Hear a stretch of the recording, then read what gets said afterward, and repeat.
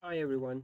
I'm going to show you cohesive zone modeling today, and it's going to be a two-part video. In the first part, I'll try to explain briefly the theory, just briefly, what the cohesive zone modeling is all about, and how do we use user elements to model that.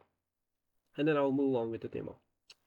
So the FEM framework for cohesive modeling is quite established. So these cohesive elements are actually elements that we insert in between those two solid elements that we uh, that to model fracture. So for these cohesive elements, rely on modeling the forces and the stiffness of this element. So to be able to do that, we have to get from the global displacements of these nodes from the local opening and shear displacements.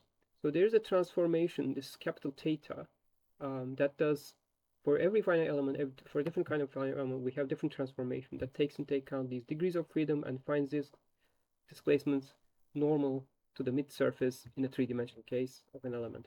If it's a two-dimensional element, it will be a line, and we'll find it on the mid edge of the element. So the cohesive zone modeling allows us, actually, we basically calculate the force and stiffness of this cohesive element and map it back to these nodes. And we have a very generalized framework for 3D and 2D elements, including the quadratic element interpolation. So we're able to put these cohesive elements, for example, in between quadratic tetrahedrons or quadratic hexahedral elements. Okay. We are using this bilinear cohesive law because of its simplicity. Um, for that, we have actually three parameters. One of them is the damage initiation strength, where it tells us about that when the fracture initiates, um, a penalty stiffness of the undamaged material, and fracture toughness, which is the area dissipated from the fracture process. The rest of the parameters are derived in terms of these input parameters. For example, the failure initiation displacement can be calculated from the penalty stiffness and the damage initiation strength. Similarly, the failure displacement can be calculated from the area, which is the fracture toughness, which is equal to sigma 0 times delta F divided by 2, the area of this triangle. So if we work out, we find this expression. There's one more thing. So there is a state that indicates what happens during this fracture process. For example, there's no fracture here, but there is complete fracture here. So there's a damage variable D, which is varying from 0 to 1 in between during this stage to indicate the state of the material. Because there may be occurrences that it may be unloading and it may fracture partly or damage partly and unload with some kind of a damaged stiffness. So we have to have a state variable to indicate that and to keep it irreversible. So there's one parameter per state integration point is used, which is damage state for that reason. Okay, so to be able to run the UEL, the user-defined elements, we have to use the UEL subroutine, um, and we have to modify the input file, ABAQUS input file. The UEL subroutine, actually, there's three important things, which is this right-hand side vector, which is the force vector, the A matrix is the stiffness matrix, and S variables, S vars are the state variables. So we have written a functionality to be able to modify standard input file. I will talk about it. I'll show it later.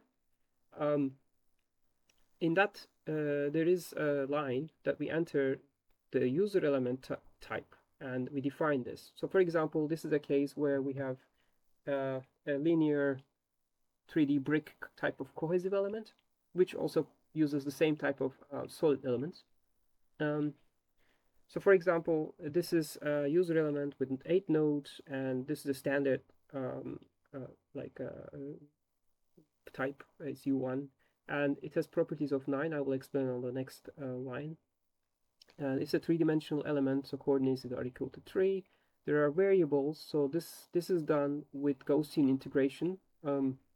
and we have 4 integration points and 1 damage variable per integration point, which makes in total 4 variables. We also write this 1, 2, 3 for indicating that it's a three-dimensional element. And the next line, we put the element number, the user element number, which should be different than the solid element number, and the connectivity of the user element. It's slightly different than ABAQUS default connectivity. In this case, we have the top level of elements and then the bottom, the elements, the nodes at the bottom part of the element. Coming back to the properties, we have 9 properties, which indicates the opening mode, shearing mode, and a mixed mode case. The second and the third properties are the opening and shear stiffnesses. The third and the fourth ones are the stress at the failure, the opening and shear cases, and the sixth and the seventh ones are the fracture toughness values for opening and shear, respectively, and then this BK exponent, and the last one is for only 2D elements to indicate the height of the element. If it's 0, it will be considered as unit thickness element. Okay, I will move on with the example. Before moving on, I will explain what it is all about. So we will put a bicrystal case where we have a cube orientation and a Gauss orientation along the loading direction. It will be uniaxial tension load up to 10% strain in 10 seconds. The grains will have unit dimensions by microns. We will use crystal plasticity for the solid elements and use the material too, as we described earlier in earlier videos.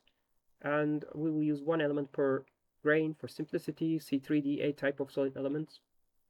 The cohesive properties, on the other hand, will be the penalty stiffness 10 to the 7, and damage initiation strength of 50 megapascals and fracture toughness of 2.5. We will use mixed mode fracture case and BK exponent of 2. And we will modify the input.m functionality of this add cohesive function before adding these cohesive elements. And I will show you how to do that. Let's go on with the example.